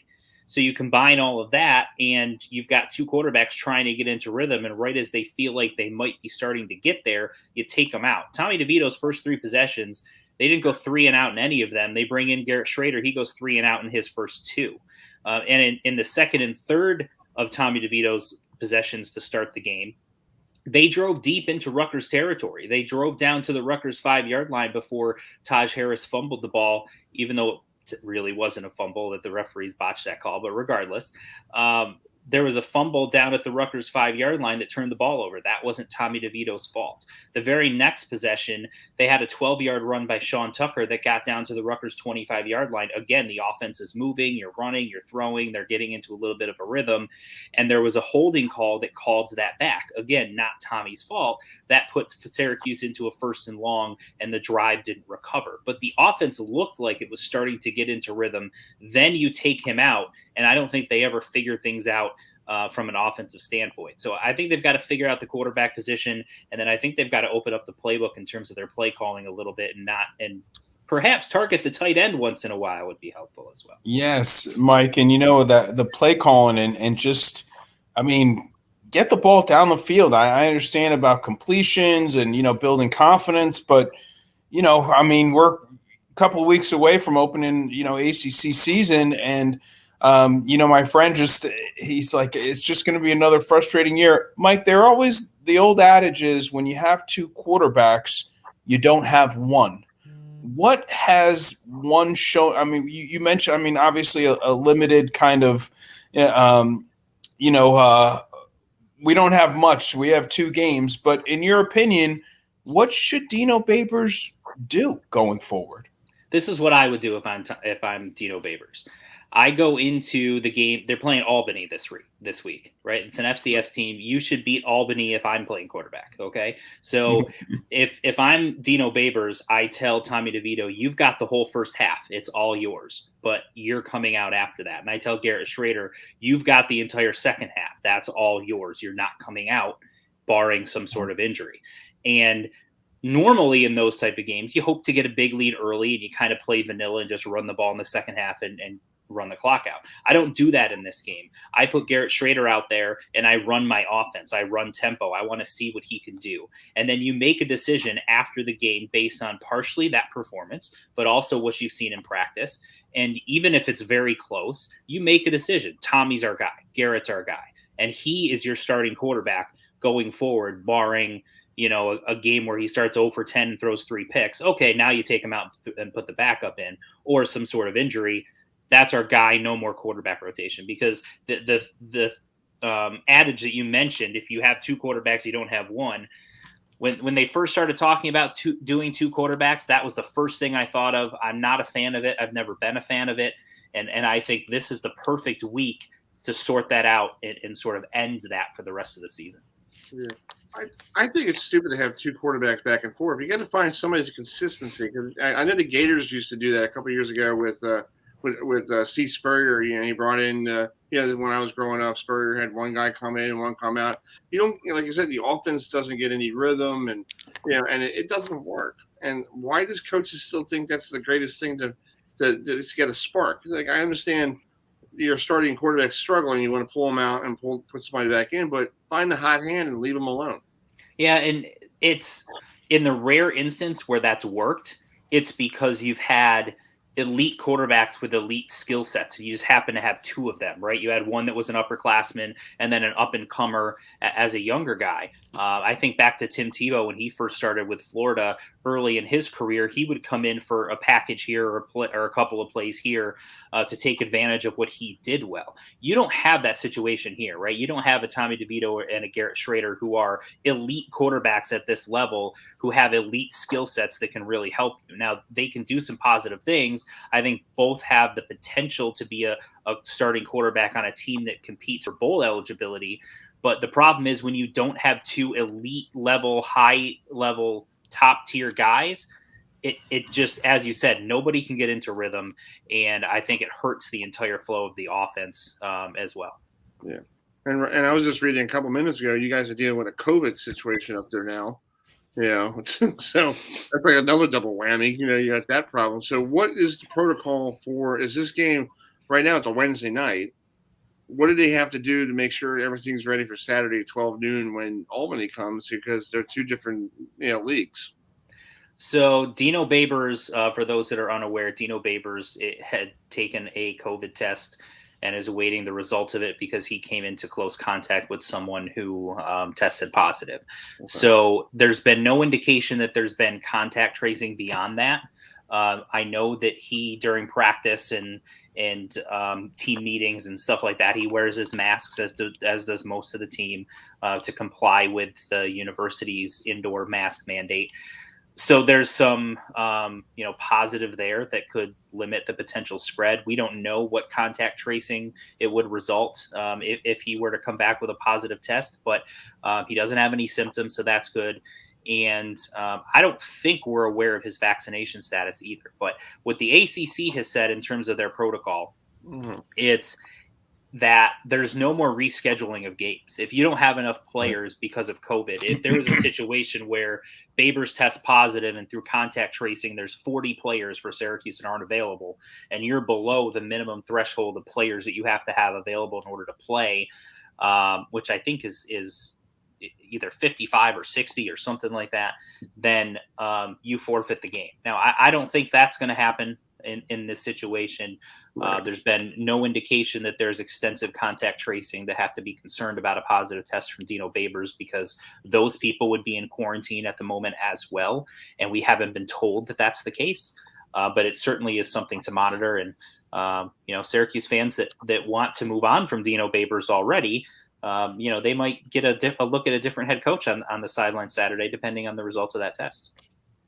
Do you feel like if Dino does not shape up this year, do you feel like he's going to be sent packing and say, thanks for coming? You try to, you've just been up and down. You had one good year here and then a bad year there. And Syracuse is used to having, a winning squads. Yeah, I think it depends on how the season plays out. If they make a bowl game, he's safe regardless. Okay. If they don't and they're 5-7, but they're getting better throughout the year and they're competitive in games, lose a few games, down the stretch of them. Even in 2019, the year after the 10-win season, they were 5-7 and they lost 3 games in the final, few minutes of that season. So they were right on the edge of a bowl game, even though they had a lot of issues on that team. If they end up with, 1-10 or 2-10, as it were, where their wins are Ohio and Albany and they lose the rest of their games, then yeah, I think he's going to be very much on the hot seat. But if they're 4-8, 5-7, and they're competitive in a bunch of games, then because he's still got several years left on his contract, from our understanding, I don't think that they move on from him yet. That's true. Well, Mike, thanks for coming on tonight. Enjoy the football this weekend up there in Syracuse, and we'll talk to you a little more down the road. All right, guys, I appreciate it. Thanks a lot. All right, thanks, man. Mike. Thank you. All right, well, that was Mike McAllister, who writes for Syracuse on SI. Very good, he does pretty good stuff up there in Syracuse. It's just, Syracuse is one of those teams that they're still trying to figure out what they're doing in football. Yeah, and their personnel. This is different than last year. We had a whole fall, and a whole spring, a whole spring to find out who your quarterback is. And the simple fact that you're flip-flopping and you're 2 games in shows you that you don't have one, Herbie, and that's tough. That's tough for any team. Oh, I agree, and I think it is tough for any team to get any rhythm going because you got to go, oh, you got this guy coming in? Oh, okay, I guess we have to, go back to this guy, and then you bring – it's like you can't get any rhythm. And right, not to mention the offensive line and that different cadence. It's hard to kind of come off the ball when you're constantly switching. So we'll have to see how things play out this weekend. But Albany might be able to pressure the quarterback no matter who that is if the offensive line troubles continue for the Orange. Exactly. Well, let's bring in the head coach of Lafayette College, John Garrett, joining us here tonight. Coach, can you hear us? I can hear you. How you doing? Thanks for coming on tonight. It's a privilege talking to you this evening. How's everything there in Lafayette? It's going well. Can you see me? No, we can hear your voice. It's fine. Yeah, if you want to show us, but it's okay. It's up to. Yeah, I think I'm doing it right. Yeah, you're doing it fine. We could use the audio. That's fine. No big deal. Okay. I certainly can. Somebody instructs me how to do it. I don't see. It should be something at the bottom that says a camera. On the bottom it says mute with the microphone thing, and it should be something that says camera. Maybe you have to click on the camera part. Okay, it's clicked. Yeah, I guess it's not working. But we'll just do the audio side. It's not a big deal. Okay. All right. Yeah. So thanks for coming on this evening. This weekend you're playing Coach Mack in New Hampshire. Your home opener. So how's the preparation going against Coach Mack in New Hampshire? Well, we have a lot of respect for New Hampshire. We're excited about our home opener. Always great to play in front of the great atmosphere at Fisher Stadium, and we get great fan support. We're excited to be home after 2 tough road games in Air Force and William & Mary, and we face another tough team at UNH, and these guys are good. We respect the coaching staff. They've been a very good football team for a long, long time. They always been able to score points. They have a very versatile offense. It'll be a really good challenge for our defense. And offensively, we have a lot of respect for their defense. They're strong and athletic up front and very skillful in the back end. So it'll be a really good challenge for us. Coach, wanted to ask you about the 2 quarterbacks. Obviously, I wanted to see if you're going to still stay with that system. Aaron Angelo and Rent Monty. Obviously, Rent got the bulk of the snaps last week. But can you touch on what both of them bring to the table for your offense? Yeah, so we're pleased with both of them and their development, the way they've handled the team, the way they've taken charge and led our offense. They both have skills to throw the ball in the pocket. They handle pressure well. There were some times in the games against Air Force and William & Mary where they hung in there in the pocket. They've also done a really good job of handling off-schedule plays or out of the pocket, and we've converted big 3rd downs and 4th downs with them leaving the pocket and keeping their eyes downfield, and we also had a touchdown off of a scramble situation. So pleased with how they've been handling those. Pleased with how they have been handling the run game as well and the RPO things that we do. So they both have good arms. They're mobile, and they're smart. So we're pleased with their development and how they've led the team. Well, Coach, you mentioned the first 2 games, obviously 2 very difficult teams. 17 points in 2 games. What is going to be the key to start scoring more points for your offense? Well, first of all, you got to be really good with the ball. And we like to say our goals and what we like to be as far as an identity on offense is to be explosive and hard to beat. So we know that if you're hard to beat and you secure the ball and you limit penalties and limit assignment errors, you're going to be hard to beat. And if you generate explosive plays, you're going to score touchdowns because the stats are with that. If you get 2 or more explosive plays on a drive, you're scoring 85% of the time. So that's what we need to do. We need to finish drives with a kick. And what that means is obviously preferably an extra point, then a field goal, and then a punt. That means we're not giving it to them. That means we're ending drives with points, or we're flipping field position to make it hard for their offense to score. Mm-hmm. Well, Coach Garrett, I got to ask you a question. You come from a long list of family members in pro football, college football, and you have one of them is still an offensive coordinator in the New York Giants, Jason Garrett. Your brother. Just talk about him. What does he do? Does he help you out during the season? Like, hey, I found something that works. Like my brother could call me up and say, hey, I found something like in fantasy football. Go draft this guy. Does he do that to you to help you out? A little bit if he sees something. Well, Jason and I talk football a lot. We check in with each other weekly about each other's games, and we coach together at the Cowboys, so we have familiarity with each other and what we believe is the right way to run an offense and offensive philosophy. Love to be balanced. And we talk about different schemes, and he asked me about things and I ask him about things. So certainly we share information and try to help each other and run things by each other. Wow, that's cool. And you've been around the game for 25 years, NFL, and, NCAA, different levels. Is there a cool, and in your stops along the way, were there pretty cool places that you've been to besides now with Lafayette being the head coach? But, have you had places like, hey, I loved being there. That was cool. And, we had some great times coaching.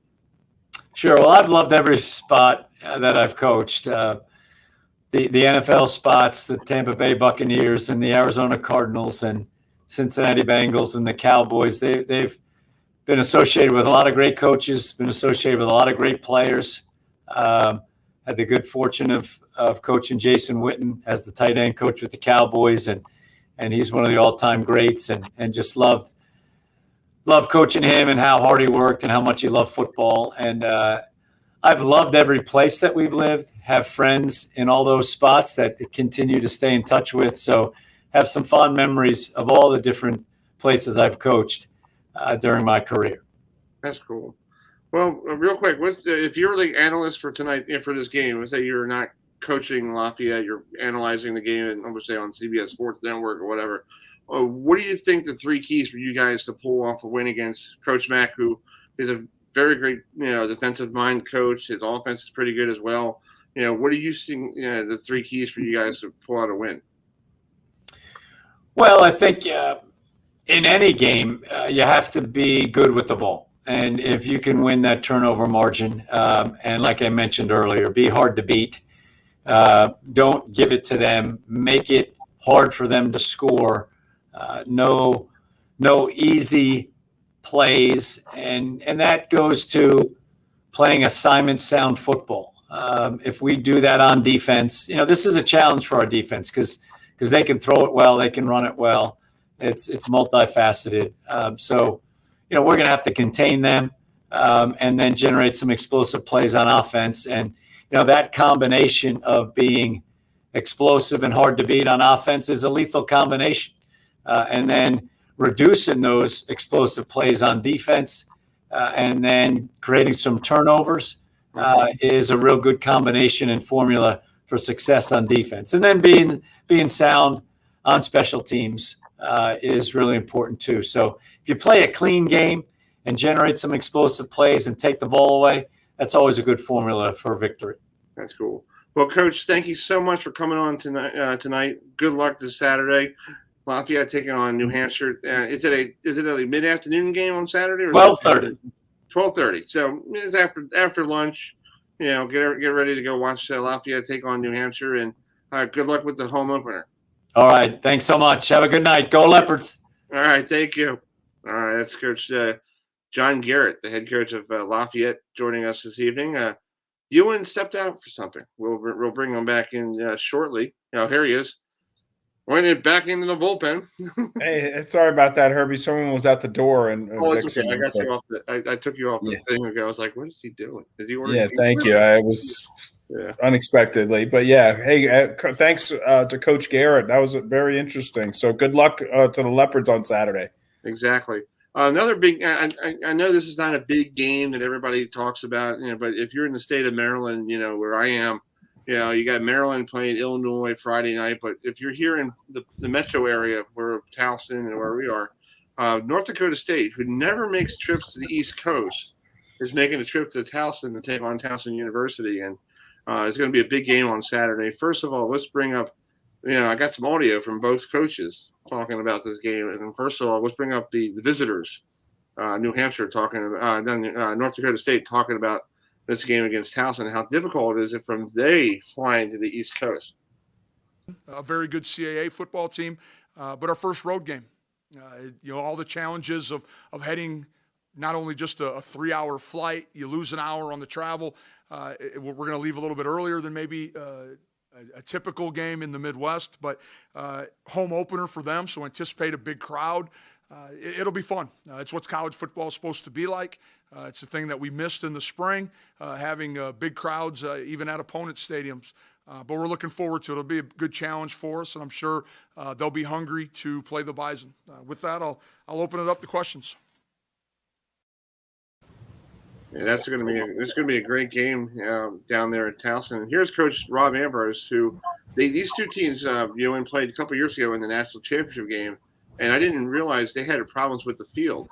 They had an issue with the turf for the entire day. I guess the people in Frisco forgot to put down the turf, or we need to talk to Frisco, Texas, how to fix fields. But they had issues with the sod. And somebody today on the teleconference call asked Coach Ambrose, Ed Lee, who I talked to from the Baltimore Sun, asked him this question about the last time he played North Dakota State. Hey, Rob. I wanted to ask you if we could fast forward to Saturday's game against North Dakota State. This is the first meeting since the 2013 FCS title game. I was wondering, what do you recall from that game? What memories sort of resonate with you today? Let's see, pregame with their head coach and watching the field be the most disgusting championship field that I've ever seen anybody play a sport on in the history of the NCAA, and thinking how embarrassing that was. I remember a blocked field goal that really, was a momentum changer, that they went down the field and scored. We went down the field and scored. And they weren't really used to that. And they had tons and tons and tons of awesome, amazing fans that were really quiet for about 5 minutes. And that was fun to be a part of. I remember the commercial breaks where every administrator, every dude with a suit and tie was out on the field like a polo match trying to replace the divots so nobody saw how bad it was on TV. But it didn't matter. I mean, they were playing on the same field we were playing. They're extremely, whether it was that game or every ounce of film I've seen on them before or since, they're extremely well coached. They hustle. They don't beat themselves. They're one of the smartest, most physical football teams you're ever going to face. And that's a testament to who they recruit, who coaches them, and where they go to school. And they got probably the best, and I don't have any problem saying this, they probably have the best fan base in FCS football. And I would say they have one of the top 50 in all of football at any level. And all of that's a force. It really is. Wow. That's very, it's like Alabama, dude. This is like Alabama, the SBS coming to town. It's not Nick Saban, it's the other guy. It's going to be very interesting to see on Saturday. Oh, without question, Herbie. I mean, this is great storylines, and this is what college football is all about. Hey, can they, rally the troops and overcome? And it should be a good one. Yes. Well, let's bring in the newest member of the Big 12. if you heard a week ago that Central Florida accepted a invite to the Big 12, so now we got everybody in the state of Florida in a big Power 5. You know, and they got Miami, Florida State, now Central Florida. You know, they have gone a long way since they started playing football in the early 70s. So let's bring in Adam Eden with us. Hi, Adam, and welcome to the Big 10. The Big 12. We'd take a Big Ten invite if you guys got one laying around. But yeah, Herbie, great to be back with you guys. Yeah. Well, talk about that real quick. What's the feeling like around the city of Orlando? Because Orlando has the Mouse and Duck Farm down the street that brings a lot of money into the city of Orlando. Now you got the Big 12 coming to town. You got West Virginia may want to go to Disney World before they play you. Yeah, we'll take a couple. You have like the South Beach effect for folks who go to Miami. I'll take the Disney effect for the UCF stuff. But no, it's a big part for the program. You mentioned it. A young university opened, really football in 1979, FBS in 1996. So 25 years we've really been at that level. And obviously UCF has had its ups and downs. We've had 2 winless seasons smacked in those 25 years. But obviously you can't deny the success they've had in the field the last couple of years. It's growing university, 70,000+ students on campus, plans to add to the football building. And obviously, a team that's on the rise. I think the Danny White era and the national championship stuff really kind of got UCF on the map, but it's a big day. We've been fighting for a while to knock down that door. And so when that door finally opens, I think it's the culmination of a lot of hard work from a lot of people. And everyone in Orlando is really excited about the move to the Big 12. I think it'll be great for the city of Orlando because you got all these teams from the Big 12 coming in, and some of them don't make a trip to the state of Florida to play any of the Florida schools. Now they got a chance to go to Florida, and they might bring some help with recruiting, and help you guys can help recruiting too, because you say, hey, we're in the Big 12. We play Oklahoma. Oklahoma's gone, but we play West Virginia and everybody else, but it's still a brand. Yeah. Gus Malzahn said this at his presser the other day. He talked about, the move and, said something about recruiting. And one of the things he said that he heard when he got to UCF was people would say, hey, well, we like you, coach. We like your campus. We like what you're doing. But, you guys aren't a Power 5. I didn't know you weren't a Power 5. Well, now that's crossed off the list. So if you can, you can offer facilities, you can offer a chance to play for a championship. You can offer stay in the state of Florida, great weather. You guys know this, the state of Florida is a fertile recruiting ground.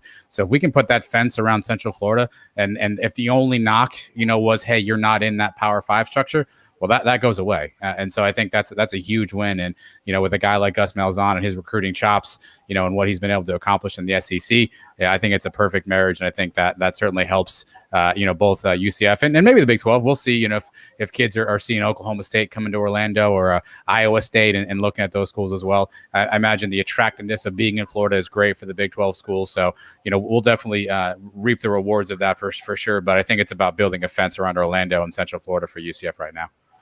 Oh, Adam, not just that, but just the television revenue you're going to get at a conference, a Power 5 conference. The list goes on and on. I look at this as a promotion for this program. Do you look at it, see it any different? Yeah, 1,000%. Revenue, I think, is the biggest thing you hit on, right? So right now, the American Conference, our TV contract, at its apex will pay about $7 million a year. It's staggered though. So most schools in the American are making in that $5 to $6 million range. I know that obviously things with the Big 12 are going to be up in the air with Texas and Oklahoma leaving. And the good thing about this kind of move is that every national sports writer is now a TV executive because they now know what the TV contracts will be. But if you look at, some of the projections, you're looking at anywhere between $20 and $30 million in a new TV contract, right? That's 4 times the revenue. Right. And that is material when you think about a school like a UCF who's been trying to fight and battle with, you guys mentioned off the top Florida schools that are in the quote unquote Power 5 and try to battle with that. To now have 4 times the revenue potentially in your back pocket, that alone is worth that. Plus the bowl tie-ins are much better in the Big 12 and the AAC. Obviously bowl revenue is also an option in the Big 12 and there's a stake in terms of what Big 12 schools can get from the playoff as well. So the revenue alone, it will certainly be a big bellwether for UCF making this move. Adam, there's no question this. You mentioned the history, how far this program has come. It is definitely on the rise and continuing to do so. Having said that, UCF has the 95th easiest schedule in the country. How important is it for them not just to win, but win impressively given that statistic? I think everybody in the group of five has to do that, right? I mean, if you're not going to play a schedule that includes a couple of the quote unquote big boys, already you're behind the eight ball, and then really you have to smash every team that you play, right? Because there's literally zero margin for error, and UCF's used to that. I mean, that's been kind of the mantra really since they hopped back on the scene in 2017 with the undefeated season. Is you have to go out, you have to beat everybody soundly. Obviously, we have a quote unquote Power 5 opponent this week in Louisville, and so that's another opportunity for us to play in a big stage. We had a great week one matchup with Boise State, another school that has definitely had success, and that was a great win for UCF as well. But it's this is nothing new. It's always zero margin for error. It's always you've got to beat people by 30, beat people by 40. You do the transverse property thing where you go, hey, we beat that school by 20, but they only beat this school by 10. Right. You do all the funny math out here, but the reality is it's always zero margin for error when you're a group of five school, and when you have games like a Louisville, like a Boise State, particularly when it's on national TV, like both those games are or will be, the impressiveness of the win and how you win probably means just as much as what the final score ends up being, for sure. Adam, what are some of the challenges that this Louisville Cardinal team faces, particularly on offense with a dynamic quarterback, Malik Cunningham? He can throw the rock. How does UCF's defense match up with Louisville's offense? Yeah, this is going to be tricky because this will be the first quarterback that we've played that has any sort of mobility outside the pocket. Hank Bachmeier in week one for Boise is more of a pocket passer.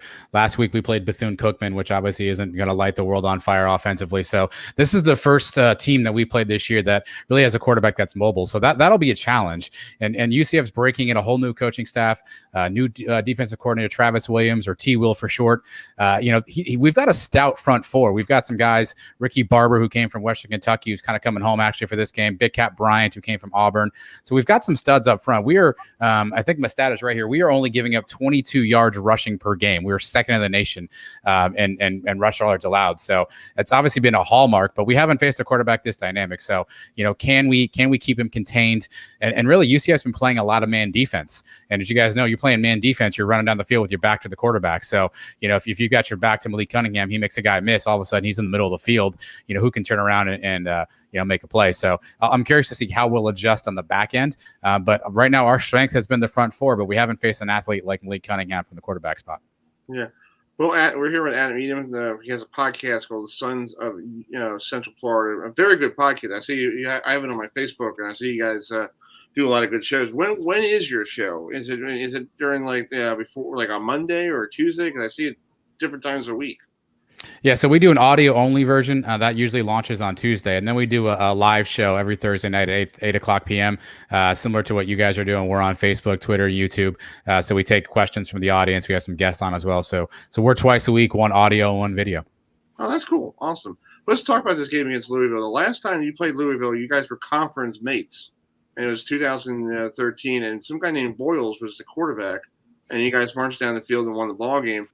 That guy's long gone, so this is two separate teams, two different teams. One's, rebuilding in Louisville, and you got Gus Malzahn from, Auburn, and, you guys had a big win against Boise State. And what time did that game over? Like 2 a.m? 1:26 a.m. was the exact time of the final whistle. Yeah. I was like, geez. Did you get a lot of storms in that area in Orlando that you couldn't start until whenever? Yeah. It was supposed to be a 7 p.m. kick. If there's a lightning delay, it's 8 miles from a stadium. It's 30 minutes every lightning strike. So do the math. We kicked off about 10:15, I think, that night. So every lightning strike just add another 30 minutes to the clock. So it was a rough one, but it's one of those for those who were there. It's one of those things you won't forget. At 12:30 in the morning, screaming and yelling, jumping up and down, singing songs. Everybody's been tailgating for way too long at that point. So it was a fun environment. It's one of those you'll remember where you were in 5 years from now. Everyone's going to be at that game, even though there's like 20,000 people there. And then Adam, everybody goes to Waffle House afterwards, going, "Hey, dude, did you like that game?" Gus already gave us his order. I think he was doing something and covered, smothered, smashed. I forget what it was, but yeah, it was a fun time. Again, the tailgating got a little long after a while, but I think it made for a great atmosphere. And obviously, you come out with a win. I don't care what time of the morning it is if you win a game like that. That's cool. Well, speaking of the Big 10, Big 12 move, when are you guys moving? Because I heard the American has some kind of buyout that's like you got to give them like a note or something. It's like, here, I want to leave. Yeah, we have to ask for permission. Yeah, please let us go. No. So the stipulations are you owe the American a 27-month lead time and then a $10 million exit fee. However, Mike Oresco came out, the commissioner of the American Conference, and said that he's open to negotiation. Essentially, he said, we don't want teams here who don't want to be here, right? UCF in their announcement for the Big 12 said they're open to options as well. There is a precedent. UConn left the American Conference to go independent. I don't know if their football team still exists. They've had a rough go of it up there, but they went independent. I'm a UConn alum. Ouch, I'm sorry. Yeah, I'm sorry about that. Ahead, man. And UConn, I think they paid $17 million to get out of the American, so there's a precedent to get out early. It'll determine what that costs. Obviously, with Oklahoma, Texas wanting to leave, maybe there's some coffers that could be rung there to make their exit early and cover some exit fees. So I think most projections are 2023, 2024 will be the first season. But if this is what lawyers do, they get paid to make these kind of bucks, so maybe they can figure something out that us sports guys can't figure it out. Hey, Ewan, maybe you and I could go to the first Central Florida Big 12 game. Maybe it could be like, let's take on Iowa State. Oh, that would be awesome. Yeah, it'll be a blast. Yeah, one of the posters on our message board, something to the effect of "Get used to connecting flights," because obviously in the American we have the ability to kind of get it straight, get into connecting flights to get to Lubbock and some of these other places. That's cool. Well, enjoy your good luck tomorrow night with your show. You're doing your show live tomorrow night. You're going to have people come on and take your questions and concerns and everything else. What was the weirdest question you ever got on your program? We get a lot of weird questions. So it's actually the question this week we're pondering. So it's kind of a superstitious thing. Obviously, sports folks are mostly superstitious. So there's a guy who listens to our show who said during the middle of the Boise game, so if you guys watched that game, UCF was down 21-0 very early, came back. It was 21-14 at halftime, but things were not looking great. And I guess at halftime, he had one beer of this certain style kind of beer, and things went really well. So we had another one. And at that point, UCF kind of took over. Well, he's got 3 beers left, and he feels like these are lucky beers. So he's trying to figure out what game should he save these for? Should he have all 3 during one game? We have Cincinnati coming up, obviously highly ranked right now. Should he save all 3 for Cincinnati? Does he want to, partition them out? So those are the hard hitting questions that we want to answer in our show. Those are really the things that we want to help our listeners uncover, is when to drink your beers. And if you have magic beer, in particular, how many you should have in any sitting. It's a really tough mathematical problem. Hey, we love you, man. I love that. And I'm superstitious because I'm a big Met fan, and sometimes I wear the same jersey if we have a windy streak going. And my girlfriend goes, "That thing stinks. Can you put it in the wash?" I'm like, "No, until we lose, it goes in the wash." Okay, so we don't touch the jersey.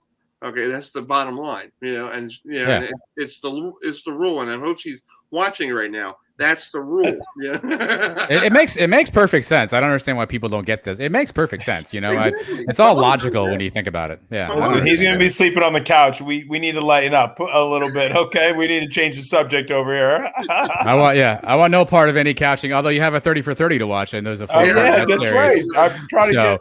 If you do get the couch, at least you have 4 hours to kill while you're hanging out there. I'll be watching that until midnight. Well, Adam, thanks so much for coming on tonight, and thanks for coming back on the program. First time getting you on the video side. We got you on the audio a long time ago. So good luck with your program tomorrow night, and we'll keep in touch. Great. Thanks, guys. Appreciate it, Adam. See ya. Take care. All right, folks. That's Adam Eden, the Sons of Central Florida. Yeah, so that's the truth. You don't want to mess with the jersey if you're superstitious like myself. Yeah, no, I hear you. I get it with Nicole, but you guys sleep in the same bed, so I got to just tell her I got to stand up for her a little bit.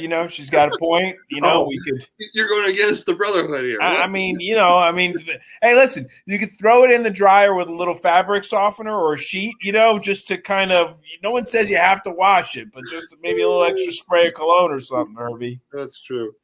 Well, that's why we watch football, man. That's why we watch it, So, right. There's other games coming on this weekend. If you don't want to be, these games you don't get excited about. If you want to watch Delaware take on Rutgers, they haven't played each other since 1971. I think I don't know who was around in 1971. Maybe my parents might know. Yeah. And then Elon taking on Appalachian State. That's a team I was talking to North Dakota State's broadcaster that will be playing this weekend on our college football Saturday. So program at 10:30 on Saturday morning. So, and real quick before we will bring in Coach Perry, Stony Brook, it has to take on Oregon this week. Yeah, how about that? Wow. Let's see what Oregon can do with a let. Are they going to have a letdown? Because they put I don't put the cards in against Ohio State and ran them out of Columbus. Herbie, my mechanic might be here soon, so if he comes, I'm going to log off. Okay, just want to give you a heads up. That works. I appreciate your heads up there, and tell the mechanic. Yeah. Tell him to tune in next time. Yeah, tune in, tune up. I love it, Herbie. All right, let's bring Coach Perry here. Let's bring him in. He is not a mechanic. He's a coach for Brown University. They're playing the big rivalry game in the state of Rhode Island this weekend against Rhode Island and Coach Fleming. So, Coach Perry, thanks for joining us. How's the preparation going? You haven't played a game yet. Yeah, we're always the last people in the whole country to play. So the Ivy League, we will be opening. And for us, it's the Governor's Cup. Yes. Talk about the Governor's Cup. You guys started doing this. I was doing some research. It was something brought up like 20 years ago. But you guys have a bigger edge on Rhode Island overall series. But since then, it's been even 19-19. Yeah, so the games, this is 105th playing, but they came up with the Governor Cup in 38 years ago. So it's actually in the world of Ivy CAA rivalries that used to be very common. We've stuck with it. We've played it continuously. So it's a big deal for our program, and I know it's a big deal for Jim's program as well. Hey, James, I wanted to ask you, this is just, it's storybook, man.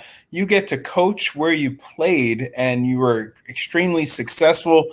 Before we get into anything else, talk about how special that is for you and your family. To go back where you once played, what's that like? Yeah, and I met my wife at Brown. So for me, it's wild, right? So right now for my wife and I, it's been incredible. It's a really special place to us. I was an assistant 10 years ago, and if you want to know how deep the ties run, my oldest boy was born, and he got christened right on campus in Manning Chapel, right in the main green. And then now I coach my nephew. So wow, yeah, he's our team. That's cool. Yeah, it is. Wow, amazing. Yeah, hey, the youngest of 7. Did that kind of toughen your skin? How did you fight for a meal? And of course, your dad was a Hall of Fame. I think I read track coach. So did you grow up running, or tell me about your, kind of how you were brought up? Yeah, and for us, of those 7, we were all having these like school-aged kids. So the ties continue to run deep. I have, 2 brothers who are coaches. I have a sister who's a teacher. So yeah, education's in the blood. And for me, it is ironic. I played high school football for my oldest brother. So he's 13 years older than me. And that's the boy his boy is the one I coach. Holy mackerel. That's insane. Talk about a family affair. That's amazing, man. You are Brown football. By the way, congratulations on being inducted to, the Hall of Fame, the Brown Hall of Fame, which is just something so special. Talk about that moment. Yeah. Yeah. It was a long time ago now, but, for me, I coached in this league. So I coached at Princeton. I coached at Dartmouth. I know the league well. There's a lot of traditions, including things like Hall of Fames and a lot of terrific players who have worn these jerseys. And it's cool to be back. I'm also someone who knows what it's like to play in the Governor's Cup and play against Rhode Island. So that'll make our preparation for this even more special this weekend. So, and I think you guys know the CAA really well. This is a great team we're playing, and it's a great rivalry. So, we're pumped for it. And plus, Coach, what does Rhode Island? Sorry, Herbie. Coach, what does Rhode Island do that could give you some issues? What have you seen through the first 2 games from them? I mean, they're really well coached. And in addition to the 2 games, they had a terrific spring. It was cut short because of the COVID and whatever. But they are an excellent team. So they're really well coached. Jim does a good job of it. Terrific running back and quarterback combination that's been really explosive. It showed up very well at Albany. Albany's an excellent defensive team. So that, and then on the other side of the ball, on our level, you see a guy like Tippett. You don't see many guys like that. So they're going to have some cats who on the FCS level are really elite, and it's a great challenge. Yeah. Well, talk about your quarterbacks, because I know you're a quarterback, old quarterback, and you had some great records there at Brown. I guess nobody in the NFL gave you a phone call, because these records are great, man. I'm like, I wish I could have these records. It's like, wow. Yeah. But let's talk about, a lot of head coaches are quarterbacks, like Jimbo Fisher was a quarterback, and now he's a head coach. So you're doing the same thing as Jimbo. How do you keep yourself from not going, give me the football, I'll show you? I like the Jimbo comparisons. I got to get Jimbo's paycheck. I know. Everybody needs Jimbo's paycheck. I'm still looking for it. Yeah, man. So it's, I do think playing the position helped me. I call the plays. So right.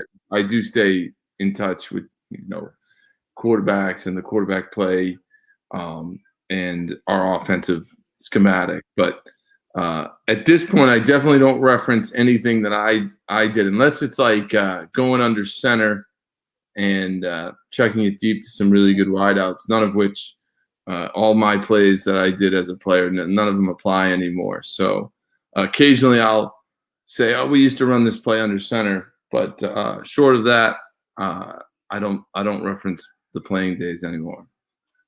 That's cool. Well, I want to wish you and your team good luck with your first game of the season. On this coming Saturday against Rhode Island. Rhode Island already had 2 games in the books, so I guess they'll be well prepared. But you guys are ready to go, and good luck with this Governor's Cup, and hope you guys can bring it back to your campus and keep this rivalry going. Cool. Thanks, guys. And it was fun listening. I tuned in as I was driving my son home. It's fun listening to you. Oh, thank you. Right, Thanks awesome. for tuning in. Appreciate it. Take care. Thanks, Coach. Thanks, Coach. Have a good evening. All right, that's Coach James Perry, the Browns head coach, Brown University's head coach, the former quarterback. A lot of coaches are quarterbacks, dude. A lot of coaches are, and yeah. I had to use the Jimbo thing, because Jimbo was a quarterback. That's awesome. Yeah. Everybody wants Oh, Jimbo. man, what a great show, Herbie. Thanks for putting it together for us. No problem. Next week, we got a big show next week. We got. What are we doing? 5 hours? I'm kidding. Notre Dame in Wisconsin next week, because huge game. I'll be going to Pittsburgh to take on and see New Hampshire and Pittsburgh going at it. Because I got passes to go up to Pittsburgh. Nicole and I are going to head up there to see. Hey, can you send me the link for the teleconference post games? Yeah, for Saturday. Yeah, for Penn State. Penn State's in person, and Auburn is Zoom. Okay. But I'll get the Zoom thing from you. Okay. Yeah. Hey, I got to run. Great show, Herbie. Mechanic. Go. All right. See you, buddy. All right, bud. See you. And I also want to say thank you to the folks at the CAA and the ACC for letting us, the ACC network, letting us borrow their clips from YouTube. Please join us on Saturday morning at 10 a.m. We'll be recapping, previewing games like North Dakota State and Towson a little bit more. Other games as Stony Brook taking on Oregon. Other people we talked to as well. Plus, we play some player interviews. So that's Saturday morning at 10 a.m. right here on the network. So, and also a good example next week. Please join us next Wednesday night here on the program. We're going to preview the Shamrock series between Wisconsin and Notre Dame. And then New Hampshire taking on Pittsburgh. That's where we are heading next week. The troops are heading up that way. And then Towson, after playing North Dakota State, it has to go to San Diego State to take on San Diego, the Aztecs. So, folks, thanks for joining us. I'm going to go watch the 30 for 30 of the Mets and the 86 Mets. Thanks for joining us. I hope you enjoyed our evening. And please make us part of your go down to our website, join us at our TikTok page, and also real quick before we go here,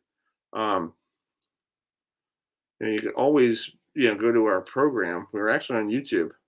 So go to YouTube and see down there, that's the YouTube channel. Click on the I like that button. And so, because we want to get a lot of points like that guy from the History Underground, JD does a great job.